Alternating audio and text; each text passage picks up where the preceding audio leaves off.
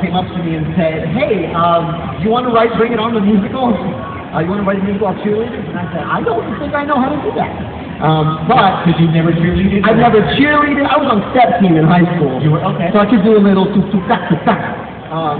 But it was, Andy is such a genius choreographer. I wanted to see what an Andy Blankenbuehler cheerleading routine looked like. So I said yes, and I've been co-composing the score with Tom Kitt and Amanda. We've been having fun for the last 3 years, and we're so ready to give the show to the world. Now, most people don't realize that it actually takes a lot of time to produce and develop a show, right? Yeah. I mean, from the birth of an idea to making sure that you have, the writing and the script and the music and all that done, right? Yeah, and actually this is really fast. I mean, we've only been working on this for about 2.5 years. In the Heights, I started writing when I was 19, and we opened on Broadway when I was 28. So, I mean, that was a long birth, that was an elephant birth process. Yeah. So this is just amazing, and you're gonna, in like 10 minutes, you're gonna see the cast sing one of my songs from the show. So I hope you are very excited about that, because I'm really excited for you to hear.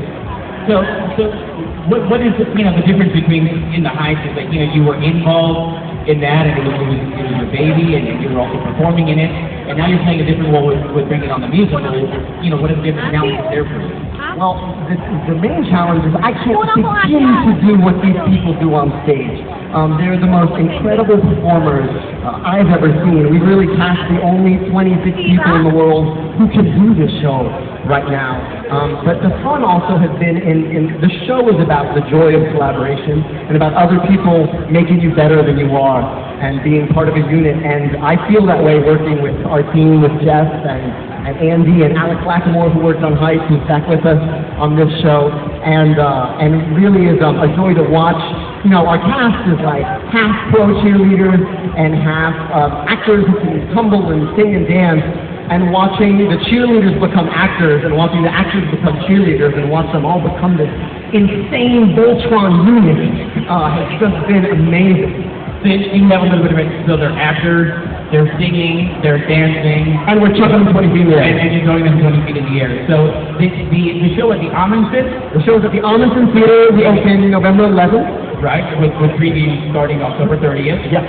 So next weekend. Next weekend, yeah. Next weekend. So today, these folks, probably saw the movie, Bring It On, and I actually was just watching some of them this week. It's always about the two rival cheer camps, right? Does the story of the musical kind of follow the same? Well, we took the idea of two rival schools and then we went in our totally own crazy direction with it. Jeff Whitty, who wrote the book, who also wrote the book The Avenue Q, which is another awesome show. He really wanted to do something more along the lines of All About Eve, sort of a backstage drama, and so there is this crazy rivalry, but there's also, it's also really funny. He's just one of the funniest writers working, so. Funny in that it pokes fun at, the high school world, the high school mentality? Yeah, at all of that, and it's also just everything he writes is funny, but it also, we wrote it, it's a completely original story, so you'll get the flavor of that Bring It On franchise, but you won't know what's going to happen in the show, which is really exciting. And none of it based on your life in high school? There's one character named Twig, and you're going to see it in the number you hear today. They're trying to get boys to join their squad, and all the boys say no, and then this little guy named Twig goes, "What are you, crazy? Like, dance around with all the most beautiful girls in school? Of course I'll say yes." And that's the most autobiographical section of the show for me. And is there a love story in there as well? Yeah, there's a couple. I mean, there's a love story between our main character and this guy she meets, and you'll hear them sing around 3 o'clock. But there's also the greater love story in the show is, and again, I never cheerleaded. We didn't even have a football team in high school. We had a really bad sports team at my high school. We would play nursing homes. New York, right? New York. No football teams in New York?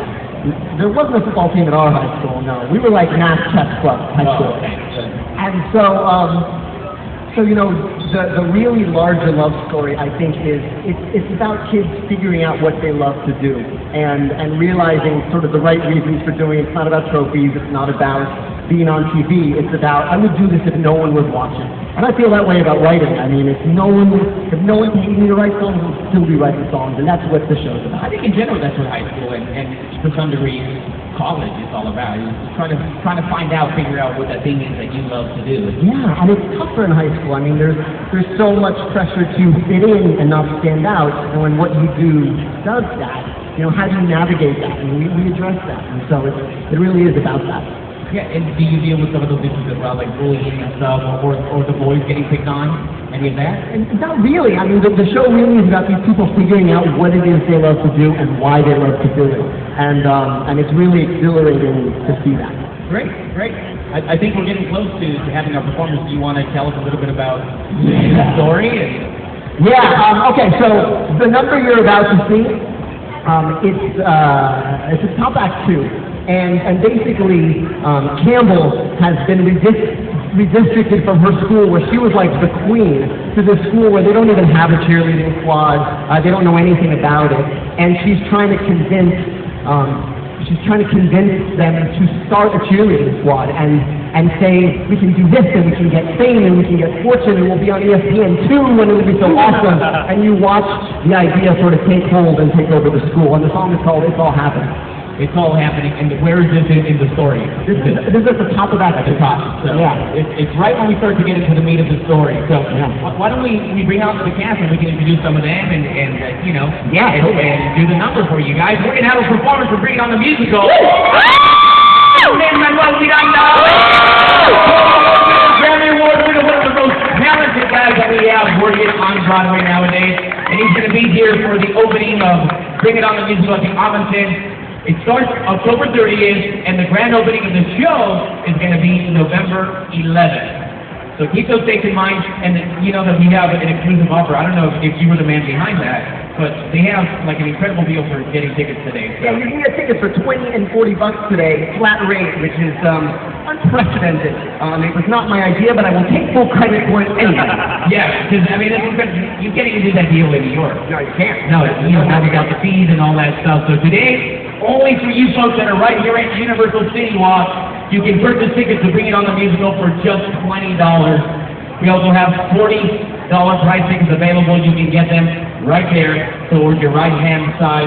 Let's get a countdown here, and let's do some music right here at Bring It On Day, Universal City Walk 5 Towers. We're back in a second. Let's go anyway.